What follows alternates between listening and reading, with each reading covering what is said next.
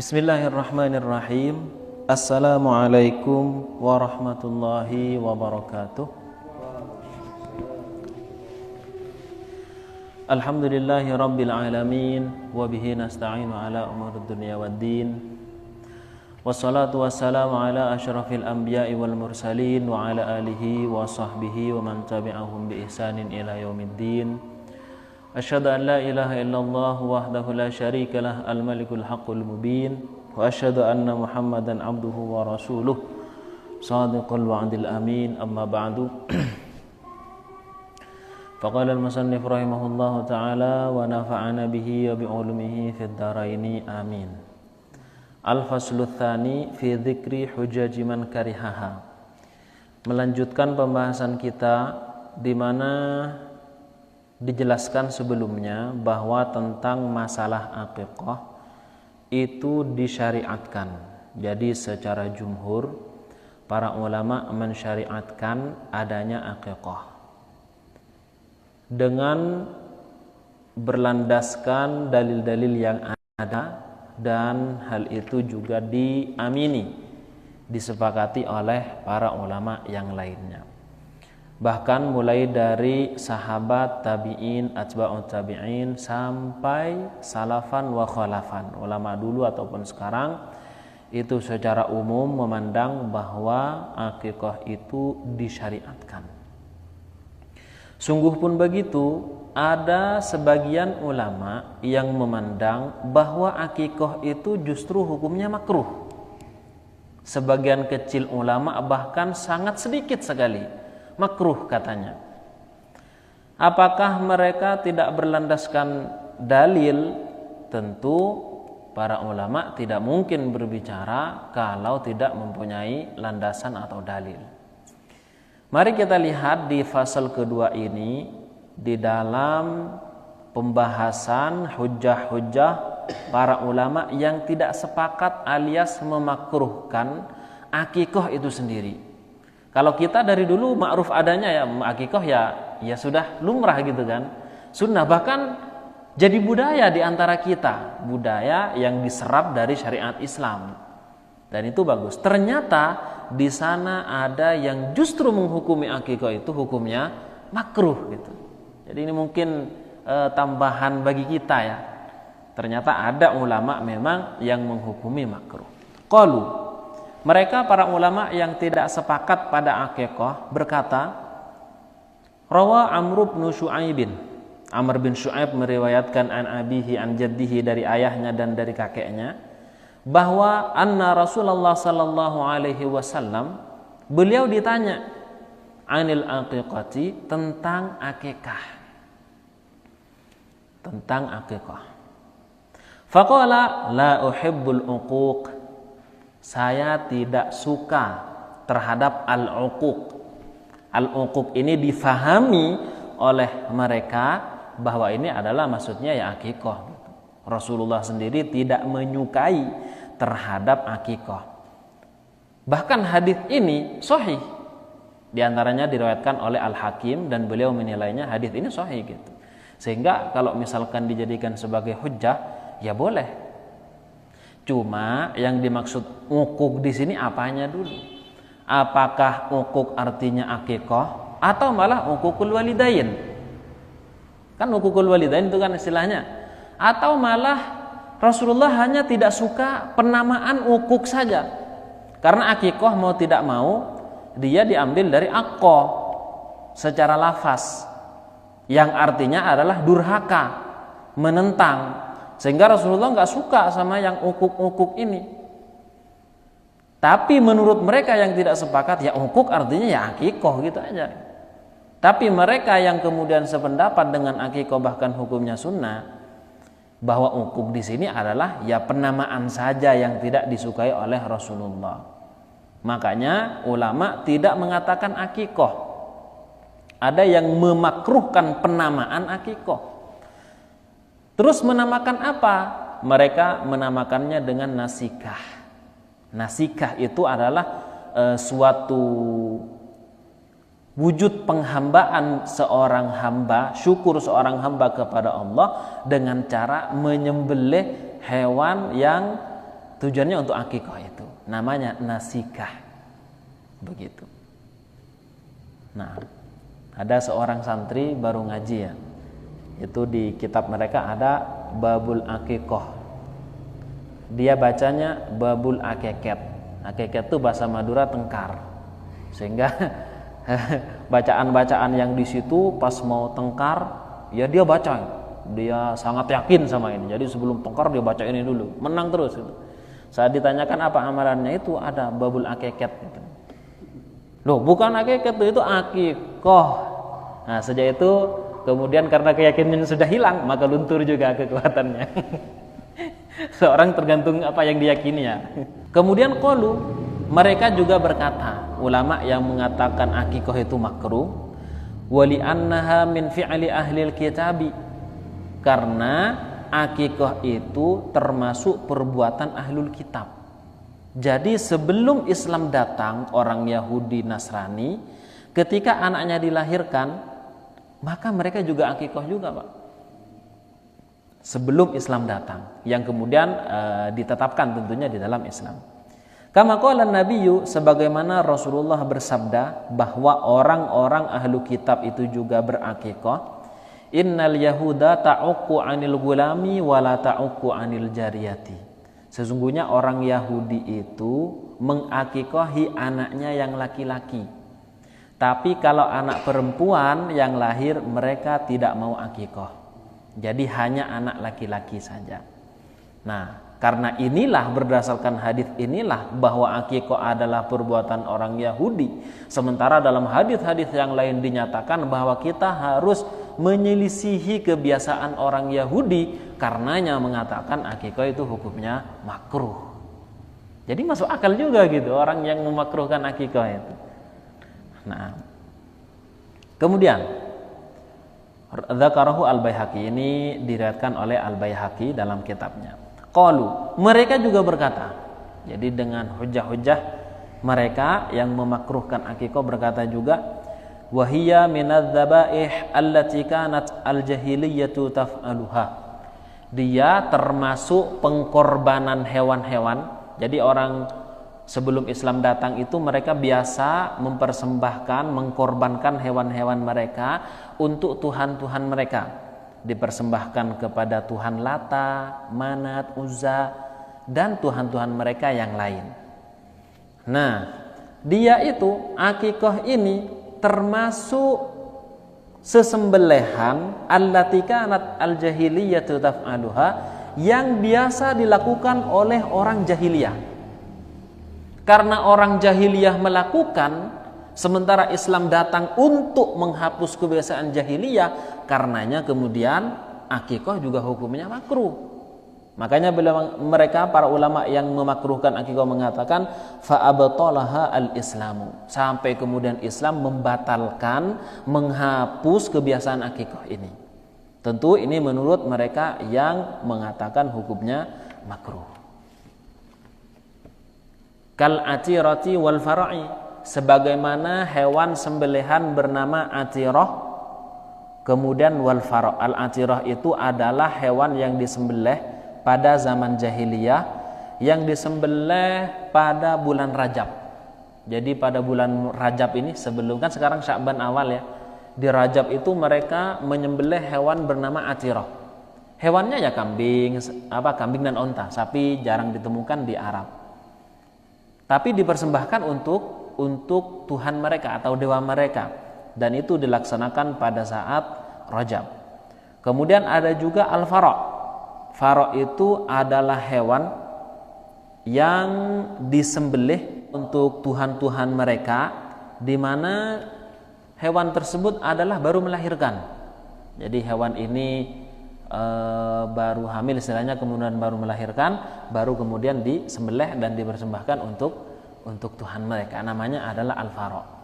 Nah, ini kan kebiasaan orang-orang jahiliyah, termasuk akikah juga kebiasaan orang jahiliyah, sehingga enggak ada dalam Islam itu akikah menurut mereka yang memakruhkan tentunya. Bahkan mereka juga berhujjah lagi, qalu.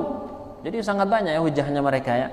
Waqad rawa al-Imamu Ahmadu, dan Al-Imam Ahmad bin Hanbal meriwayatkan min hadithi Abi Rafi annal Hasan ibn Ali, bahwa Al-Hasan bin Ali lamma wulida, ketika baru dilahirkan, aradat ummuhu Fatimah, ibundanya yang bernama Fatimah itu berkeinginan an ta'uqqa anhu bikabsyain, untuk menyembelih 2 kambing untuk Al-Hasan ini. Kemudian Rasulullah bersabda, la ta'uqi, jangan engkau berakikah, enggak perlu akikah, walakin ihlaki sya'ra ra'sihi, akan tapi gundullah rambutnya itu, fatasaddaqi biwaznihi minal wariki, kemudian rambutnya itu ditimbang, beratnya misalkan berapa gram, diukur dengan perak. Jadi misalkan beratnya 2 gram, maka perak 2 gram itu nanti disedekahkan. 2 gram berapa? 1 gramnya kalau perak perkiraan 70.000 perak ya, perak murni ya, jadi 2 gram gitu kan. Kalau emas itu kan sekarang berapa?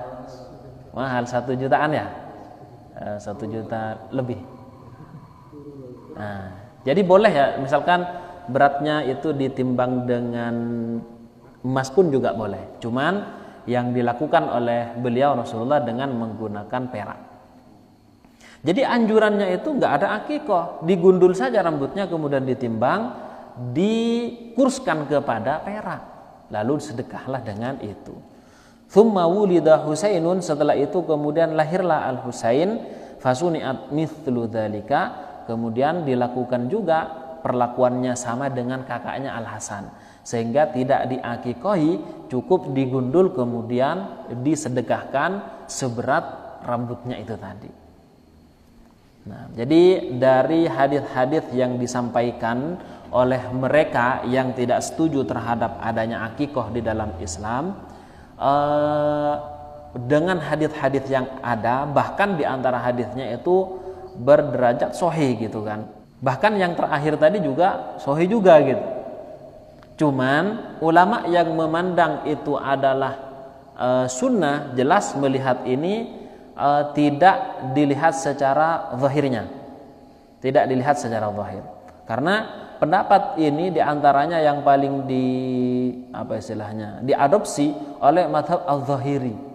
Jadi al-zahiri itu kan salah satu mazhab juga yang tersusun rapi, banyak pengikutnya, banyak penyebarnya, itu memang 4. Kalau yang Daud al-Zahiri ini itu sempat tidak ada pengikutnya, sampai sekarang pun tidak ada, sudah habis dimakan oleh zaman, sehingga tidak berkembang.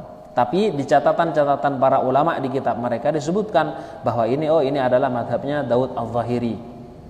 Begitu, termasuk korban dengan menggunakan ayam itu madhabnya Daud al-Zahiri yang dikemukakan oleh Ibnu Hazm.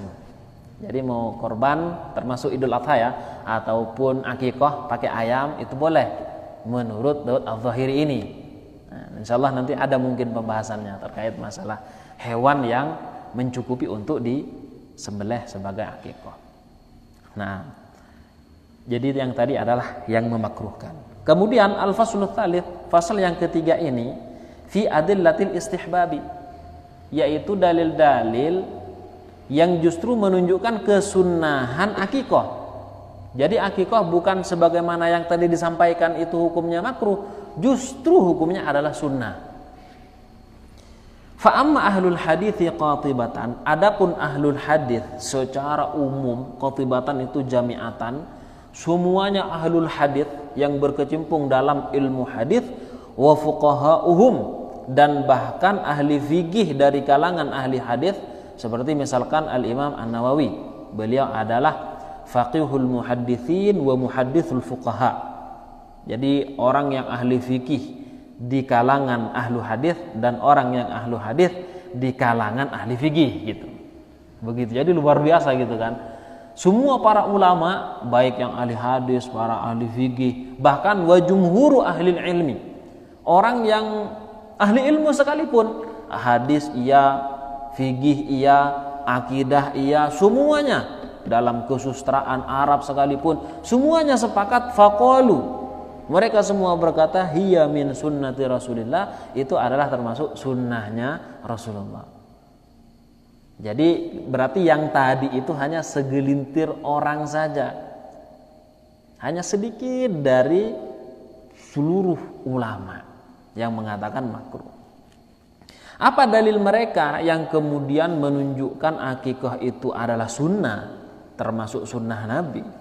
Wahtaju, mereka berhujjah, berargumen ala dzalika bima rawahul Bukhari fi sahihihi, dengan dalil-dalil yang diriwayatkan oleh Al-Imam Al-Bukhari dalam sahihnya, an Salman bin Amir Ad-Dabbi, dari seorang bernama Salman bin Amir Ad-Dabbi, qala Rasulullah sallallahu alaihi wasallam, ma'al gulami aqiqatuhu fa ahriku anhu daman wa amitu anhul adha.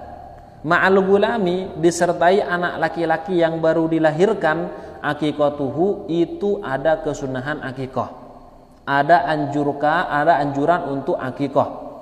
Fa ahriku anhu daman, maka alirkanlah untuk si anak tersebut darah kambing, darah hewan akikah.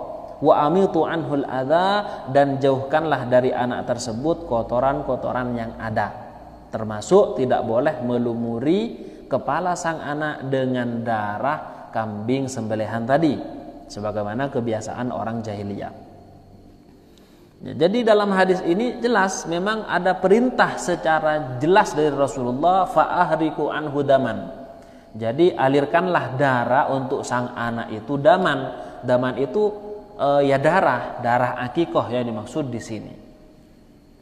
Itu yang pertama. Yang kedua, wa an Samurah qala, dari Samurah beliau berkata, qala Rasulullah sallallahu alaihi wasallam, kullu gulamin rahinatun bi aqiqatihi, setiap anak itu tergadaikan dengan akikahnya. Jadi setiap anak itu tergadai, Mas. Misalkan nih ada seorang orang tua melahirkan seorang anak laki-laki atau perempuan, cuma tidak diakikoi, sampai kemudian orang tuanya meninggal, si anak juga meninggal.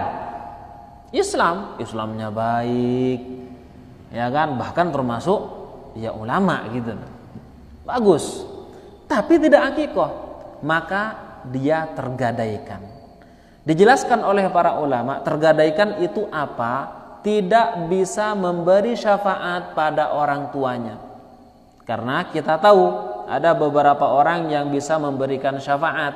Di antaranya dan yang paling utama adalah para nabi, terutama Rasulullah SAW. Kemudian ada di sana juga al-mujahid fisabilillah, bisa memberikan syafaat pada keluarganya. Begitu juga ada seorang alim, ada seorang guru kepada muridnya, itu bisa memberikan syafaat. Nah, di antaranya yang bisa memberikan syafaat adalah anak kepada orang tuanya. Tapi kebisaan, kemampuan untuk memberikan syafaat pada orang tuanya, catatannya adalah pernah diakikahi. Laki-laki 2, perempuan 1. Begitu. Dan kalau perlu anjurannya nyembelih sendiri ya. Walaupun pesan pakai catering. Jadi anjurannya memang nyembelih sendiri. Kalau mesen langsung praktis gitu ya boleh saja, nggak apa-apa. Karena yang penting itu adalah diakikoi. Apakah nyembelih sendiri atau tidak terserah. Yang penting ada akikah. Walaupun yang utama ya memang orang tuanya yang paling utama itu. Karena dia sendiri yang akan nanti menerima syafaat dari sang anak. Begitu. Nah, kalau saya pengalaman pertama kali nyembelih, akikahnya anak saya. Jadi pesan terus kita, ini saya nyembelih sendiri gimana? Saya tapi belum tahu apa-apa. Oh ya Pak, bisa datang. Kita datang ke sana, difasilitasi, disiapkan, sudah kita diajari, ya kan? Cukup Pak, sudah selesai. Nah, tudbahu anhu yauma sabi'ihi, disembelih anhu untuk sang anak, yaitu berupa hewan akikah, yauma sabi'ihi, di hari ketujuhnya. Ini anjuran dan sunnahnya, akan tetapi tidak harus hari ketujuh. bisa kelipatannya, bahkan bisa sampai bertahun-tahun. Atau bahkan sekarang pun belum akikoh ternyata orang tua kita, dan kita mampu, ya sudah akikoh. Jadi ini tidak terbatas hari ketujuh, bisa hari berapanya. Wa yusamma fihi, dan kemudian diberi nama di hari ketujuh itu, anjurannya. Tapi kalau misalkan sudah dipersiapkan sebelum kelahirannya, baru procol, diadani, diiqomahi, langsung kasih nama, ya aman, nggak apa-apa. Nah, bahkan bagus. Wa yuhlaku ra'suhu, kemudian rambutnya digundul. Jadi di sini yuhlaku adalah memotong habis rambutnya, digundul. Bukan masih disisakan sedikit. Cuman terkadang kalau menggundul anak itu, kepalanya anak yang baru lahir itu kan tidak rata. Umumnya tidak rata. Ada cekungnya di sini, ada cekungnya sebelah sini, sehingga kalau kemudian mencukur, apalagi sekarang pakai alat ya, itu nggak kena, ya nggak apa-apa. Makanya seakan-akan kalau kemudian tumbuh nanti kayak ada petal-petal gitu, nah itu tidak masalah, karena secara umum orang tuanya sudah menggundulnya gitu, karena memang ada cekungan. Kalau misalnya kita masih gini kan, takutnya nanti akan menyakiti sang anak atau berbahaya gitu, karena tengkoraknya itu sangat lunak sekali, tidak seperti orang tua. Kalau orang tua keras sekali, Pak. Makanya dijuluki keras kepala, hanya untuk orang dewasa gitu. Kalau anak kecil nggak ada, kepalanya nggak keras gitu, lunak masih. Nah, wa yuhlaku ra'suhu. Rawahu ahlus sunani kulluhum wa qala at-Tirmidzi hadza haditsun hasanun sahih. Jadi seluruh ahlu hadis itu meriwayatkan bahwa ya ada hadis ini, bahkan derajatnya hasan, kemudian derajatnya juga sahih gitu. Di satu sisi kalau kita lihat itu hasan, kalau di sisi lain kita lihat itu sahih gitu. Berarti sangat kuat sekali untuk dijadikan sebagai landasan. Dan ternyata hadis-hadis yang berkaitan dengan itu bukan hanya ini, melainkan di sana banyak lagi yang masih berserakan. Sementara yang mengatakan akikoh itu makruh, hadisnya hanya ada beberapa saja. Ada beberapa yang kemudian kalau dibandingkan ya jelas kalah dengan yang mensunnahkannya. Secara zahirnya, secara nasnya menyatakan seperti ini. Wa an Aisyata, dari Aisyah radhiyallahu taala anha, beliau berkata, qala Rasulullah sallallahu alaihi wasallam, Rasul bersabda, ainil gulami syatani.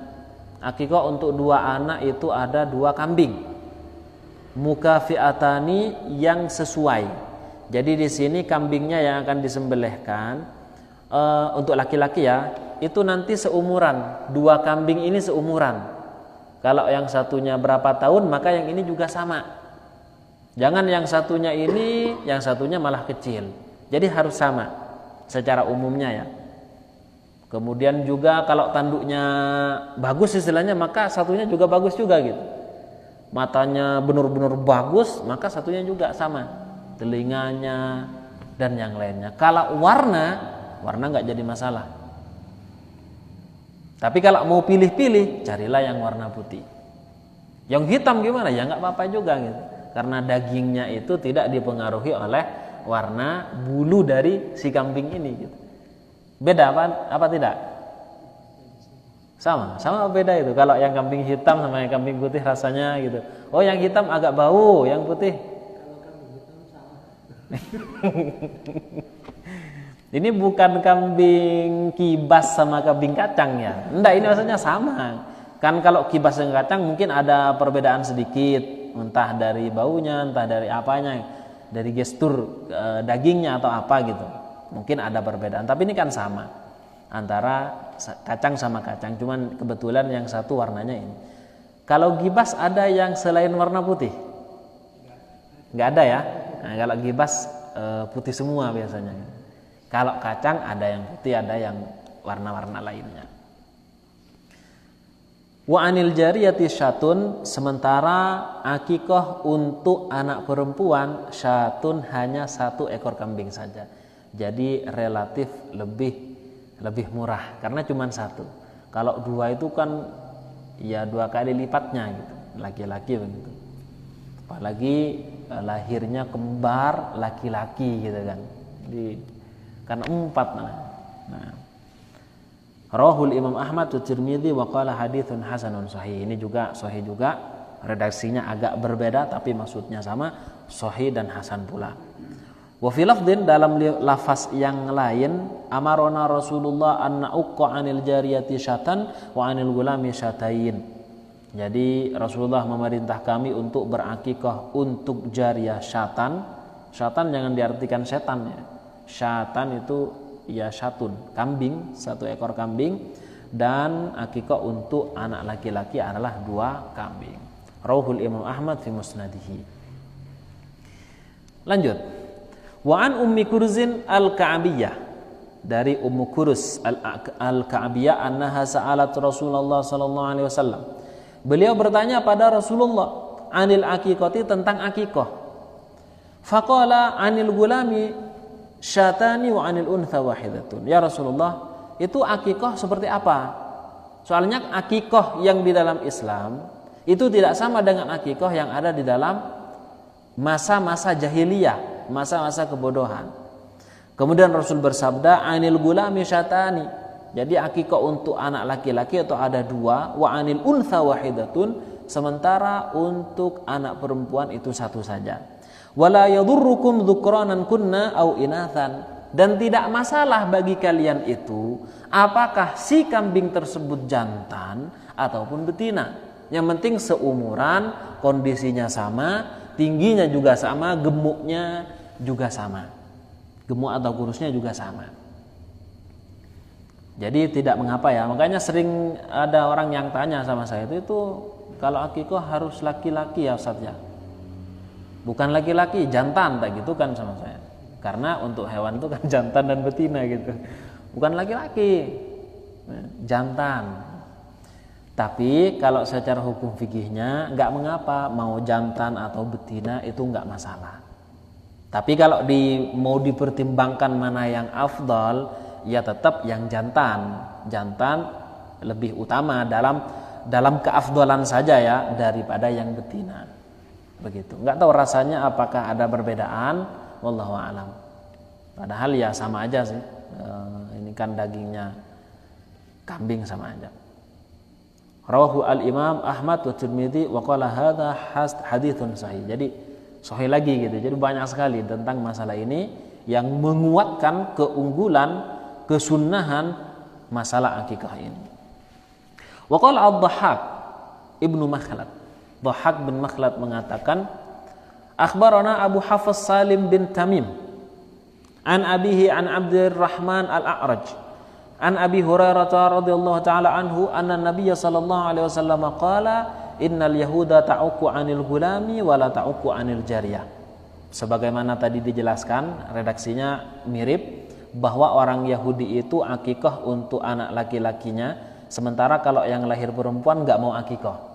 Kalau di kita kan akikah dua-duanya, cuman yang laki-laki 2, kalau perempuan 1.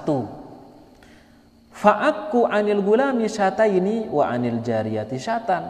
Karena itulah akikahlah kalian, sembelihlah hewan akikah dari anak laki-laki sebanyak 2 kambing dan dari anak perempuan 1 kambing saja. Dzakarahu al-Baihaqi. Wa 'an Ibnu Abbasin anna Rasulullah sallallahu alaihi wasallam, bahkan dalam riwayat Ibnu Abbas, Rasulullah dengan jelas, dengan sharih, aqqa 'anil Hasani wal Husaini kapshan. Jadi beliau mengakikahi untuk Al Hasan dan Al Husain kapshan, 2 kambing 2 kambing. Jadi untuk Al Hasan 2 kambing, untuk Al Husain juga 2 kambing. Rawahu Abu Daud wan Nasa'i wa lafdun Nasa'i bi kapshain. Ya, dalam riwayat lain mengatakan bahwa untuk Al Hasan 1 kambing, untuk Al Husain 1 kambing. Di riwayat lain mengatakan 2 kemudian 2. Nah, untuk mengumpulkan 2 riwayat ini sehingga bisa diramu. Ulama meramu begini, kalau kondisi seseorang itu fakir, tidak mampu, maka dia boleh dan cukup untuk mengakikahi anak yang laki-laki yang baru lahir 1 kambing saja. Tapi kalau dia berkemampuan, mampu, tidak sampai ngutang segala macam, apalagi ngutang riba gitu kan, tidak, maka ya 2. Anjurannya begitu. Bahkan ada fatwa lain gitu kan, kalau nggak mampu lagi ya sudah pakai ayam gitu. Pakai ayam boleh, tapi ini madhab aneh gitu istilahnya. Cuman ada pendapat itu di kalangan ulama, ada. Naam. Kemudian wa an Amr bin Syu'aib an abihi an jaddihi anna Rasulullah sallallahu alaihi wasallam Rasulullah sallallahu alaihi wasallam amara bi tasmiyatil mauludi yauma sabi'ihi. Rasulullah memerintah untuk memberi nama seorang anak yang baru lahir yauma sabi'ihi, di hari ketujuhnya. Jadi di hari ketujuhnya itu dikasih nama. Wa wad'il adza anhu wal aki, dan juga menghilangkan hal-hal yang menyakiti sang anak. Wad'il adza, mulai dari hal-hal yang lain, baik itu hal yang menyakitkan yang ada pada diri sang anak atau dari eksternal, dari luar, itu tidak boleh didekatkan pada sang anak. Kalau sekarang kita lihat wad'il adza ini adalah hendaknya orang yang merokok tidak merokok di dekatnya si anak kecil, apalagi masih bayi.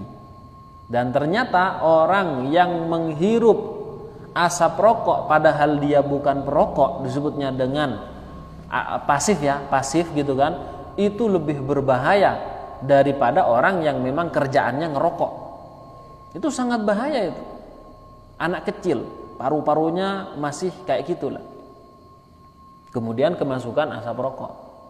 Jadi dalam hadis di sini Rasulullah memerintah untuk menjauhkan hal-hal yang menyakiti sang anak. Kalau sekarang asap rokok, begitu.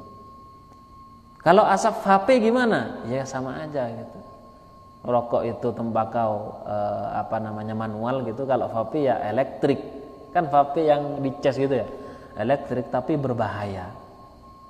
Nah, wal aki, Rasulullah juga menyuruh untuk akikoh. Jadi jelas di sini hadis-hadisnya yang menunjukkan kesunahan akikoh itu sendiri. Qala Tirmidzi hadza haditsun hasanun gharib. Ini hadisnya adalah hasan dan gharib. Wa an Buraidah al-Aslami, dari Buraidah al-Aslami qala kunna fil jahiliyah. Jadi ini cerita bagaimana di masa-masa jahiliyah para sahabat itu melakukan akikoh. Seperti apa gayanya? Kunna fil jahiliyah, dulu kami pada saat masa-masa jahiliyah, masa-masa kegelapan. Idza wulida li ahadina gulamun, kalau di antara kami ada yang melahirkan, jadi istri kami nih ada yang melahirkan anak, dzabaha syatan, maka kami menyembelih seekor kambing. Jadi kalau yang lahir laki-laki disembelih seekor kambing, kalau perempuan langsung dipendem, ya kan? Sebagian kebiasaan orang Arab jahiliyah langsung dikubur hidup-hidup. Walatokha ra'sahu bidamiha. Kemudian kami biasanya itu melumuri kepala sang anak yang baru dilahirkan itu bidamiha, dengan darah akikoh tadi. Jadi darah akikoh kita ambil kemudian dilumuri ke kepala sang anak. Padahal darah itu termasuk adza. Adza itu hal yang menyakitkan, hal yang najis, hal yang berbahaya. Kira-kira apa yang lebih berbahaya daripada darah? Kan najis itu, banyak bakteri-bakteri yang terkandung di dalam darah. Dan ini anak yang baru lahir, kulitnya masih seperti itu, ya kan, kepalanya masih seperti itu dan lainnya. Bisa ngecilin? Gak bisa. Nah, tapi enggak begitu keras ya. Jadi begitu, dilumuri ini kepalanya dengan darah akikohnya, ya agar berkah gitu kan, agar berkah. Ini orang-orang Arab jahiliyah gitu. Kan ada di agama tertentu yang kemudian bahkan kotoran dari sesuatu yang diagungkan itu malah diusap-usapkan ke wajahnya, kencingnya malah ada yang diminum. Jadi ini jahiliyah Di zaman jahiliyah maksudnya seperti itu gitu. Zaman jahiliyah jadi kondisinya begini. Falamma ja'allahu bil Islam. Ketika Allah mendatangkan Islam, menurunkan Islam melalui Rasulnya Muhammad, kunna nadhbahu syatan. Baru kemudian kami menyembelih kambing, wa nahlaqu ra'sahu. Kemudian kami menggundul rambutnya, wa nulattikhuhu bi za'faran, dan kemudian melumuri kepala sang anak dengan za'faran. Nah, minyak za'faran kita bisa temui di tempat-tempat parfum itu, rasanya kurang lebih begitu. Rasanya kurang lebih seperti itu. Baunya, dan itu memang yang disukai sekali oleh orang-orang Arab, za'faran.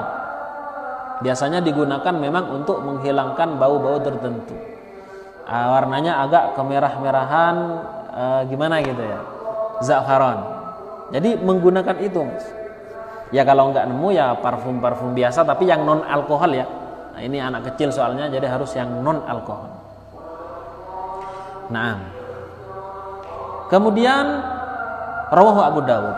Wa rawa Ibnul Munzir min hadits Yahya bin Yahya amba'ana Hushaim an Uyainah bin Abdurrahman an abihi anna Abu Bakrah wulida lahu ibnuhu Abdurrahman. Beliau, istrinya melahirkan seorang anak yang bernama Abdurrahman. Wa kana awwala mauludin wulida bil Basrah, dan ini termasuk awalnya anak yang dilahirkan di Basrah.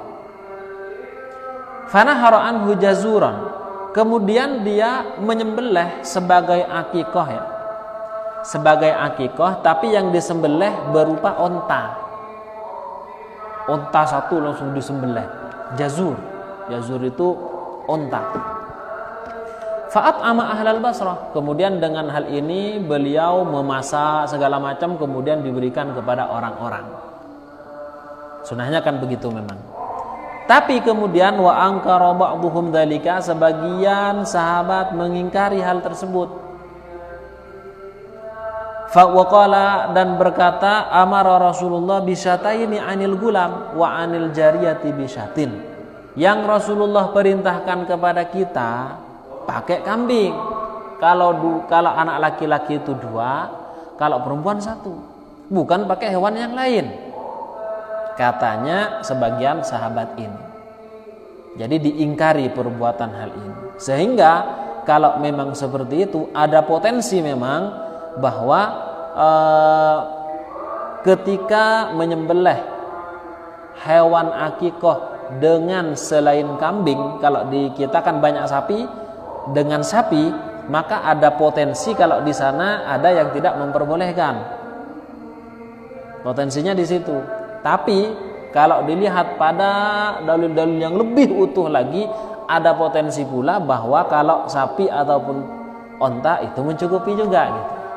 Jadi intinya kalau melihat dengan berbagai macam hadis yang ada yang berkaitan dengan ini, memang ada potensi bahwa harus kambing. Ada pula potensi yang kemudian boleh kalau misalkan menggunakan sapi ataupun onta. Nah, wa anil Hasan an Samurah anna Nabiy sallallahu alaihi wasallam qala fil aqiqah, bahwa Rasulullah bersabda tentang masalah akikah, kullu gulamin murtahanun bi aqiqatihi, setiap anak itu tergadaikan dengan akikahnya. Nanti kalau tidak diakikahi oleh orang tuanya, maka si orang tua tidak akan mendapatkan syafaat dari sang anak. Tudbahu anhu yauma sabi'ihi wa yulhaqu wa yudamma, maka nanti ada akikah di hari ke-7-nya, digundul rambutnya, dan ada redaksi yang unik di sini, wa yudamma. Jadi dalam riwayat Samurah ya, dari Al Hasan bin Ali, bahwa Rasul bersabda wa yudamma. Yudamma itu secara bahasa adalah dilumuri darah.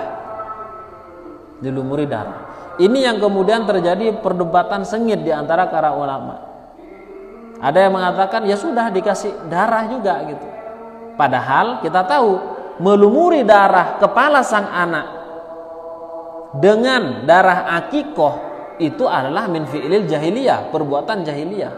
Lah kok tiba-tiba muncul ada hadis yang redaksinya yudamma, yang secara arti adalah melumuri dengan darah. Ini gimana kok bisa muncul hadis seperti ini? Dibahas oleh para ulama. Ternyata bukan yudamma itu, yang betul adalah yusamma. Jadi yang meriwayatkan itu perawinya itu ada kesalahan dari dal, dari sin berubah jadi dal gitu. Yudamma, yuzamma. Jadi sin jadi yusamma jadi yudamma gitu. Ada juga yang melihat bahwa ini adalah sangkaan saja dari perawi haditsnya. Jadi perawi haditsnya menyangka Rasulullah mengatakan yudamma, padahal di dalam riwayat yang lain justru yusamma dengan redaksi yang sama. Begitu. Nah, ulama yang hanya melihat di sini sampai kemudian mengatakan ya sudah kasih darah sesuai hadis ini. Nah, di situ pentingnya ketika ngaji jangan tidur. Nah, kata gitu kan, pas dijelaskan ini ternyata ngantuk-ngantuknya gitu. Dan yang dia tangkap adalah oh ternyata boleh, padahal nggak boleh gitu. Begitu. Dan banyak kita temui hal seperti ini. Guru kami dulu ada yang mengatakan begini, bahwa guru kami mengatakan akhirat ada batasnya. Loh, padahal tidak pernah kami mendengar guru kami mengatakan akhirat ada batasnya. Kira menurut antum akhirat ada batasnya enggak? Wanda khalidan mukhalladan abadan sarmadan, selamanya tidak ada masanya. Ternyata telisik punya telisik, ketika dilihat catatan temannya yang lain justru mengatakan tidak ada batasnya. Dia mengatakan ada batasnya, ternyata ngantuk. Dan itu dinisbatkan pada guru kami gitu. Ya kami marah gitu kan, kami protes gitu. Antum itu kalau ngaji yang betul, jangan tidur gitu. Seperti ini. Jadi penting sekali ya. Sehingga takutnya memang salah paham. Takutnya salah paham. Nah, dibahas ini panjang tentang masalah yudamma terakhir tadi, redaksi terakhir itu. Kalau Abu Daud berkata, fakana Qatadah idza su'ilah, Qatadah beliau ketika ditanya anid dami tentang darahnya akikoh itu, kaifa yusna'u bihi, apa yang harus dilakukan tentang darah akikoh yang terbuang begitu saja. Padahal darah menurut budaya jahiliyah sangat berharga, dilumurkan apa segala macam, sangat berharga, tabarrukan, barokah. Lalu akhirnya beliau berkata, idza dubihatil aqiqah, kalau akikoh sudah disembelih, ukhidat minhu sufatun, kemudian diambillah bulu-bulu dari si kambing. Jadi ketika disembelih terpapar, maka nanti bulunya dicabutin, dikumpulkan sampai banyak. Setelah banyak baru kemudian dicelupkan ke darah yang ada, baru kemudian diusap-usapkan ke kepala sang anak. Sampai kemudian ada aliran sedikit, nggak terlalu banyak, nggak terlalu sedikit banget. Jadi harus ada aliran. Wastubilat biha audajuha, kemudian dimasukkan ke urat leher, urat leher kambing yang sudah disembelih itu kan masih ngucur darahnya. Nah, itu di situ baru setelah itu tsumma tudau ala yakhfuqis sabi, lalu kemudian diletakkan di ubun-ubun sang anak hatta yasila ala ra'si mithlal khayt, sampai kemudian mengalir seukuran seperti benang. Jadi nggak terlalu banyak, nggak terlalu sedikit, pokoknya ada aliran. Setelah itu yughsalu ra'suhu, baru kemudian dibersihkan, wa yuhlaku, dan dicukur. Bayangkan ada sekelas ulama besar Qatadah ini sampai kemudian mengatakan sama dengan ini, karena memang menerima hadis dari atasnya dengan redaksi dal yang seharusnya memang pakai sin. Fatal sekali ya, dari sin berganti menjadi dal, luar biasa fatalnya. Yusamma menjadi yudamma, yang arti yusamma itu diberi nama, kemudian jadi yudamma, diberi darah, dilumuri darah. Padahal ya kita tahu melumuri darah bagi seorang anak bayi itu adalah min fi'lil jahiliyah, termasuk perbuatan orang-orang jahiliyah. Na'udzubillah min dzalik. Nah, tapi yang ala kulli hal semuanya nanti ada kompromi pemahaman di sini nanti. Ternyata beliau Qatadah bukan berpendapat, tapi dulu ceritanya gini di masa-masa jahiliyah. Jadi semuanya akan ada jawabnya. Baik, alhamdulillah karena waktu sudah cukup ya, insyaallah kita akhiri. Mungkin ada yang perlu ditanyakan dulu terkait. Nah, naktafi bihadza, insyaallah kita lanjutkan pada pertemuan berikutnya. Kita tutup dengan kafaratul majlis ya. Subhanakallahumma bihamdik asyhadu an la ilaha illa anta astaghfiruka wa atubu ilaik. Assalamualaikum warahmatullahi wabarakatuh.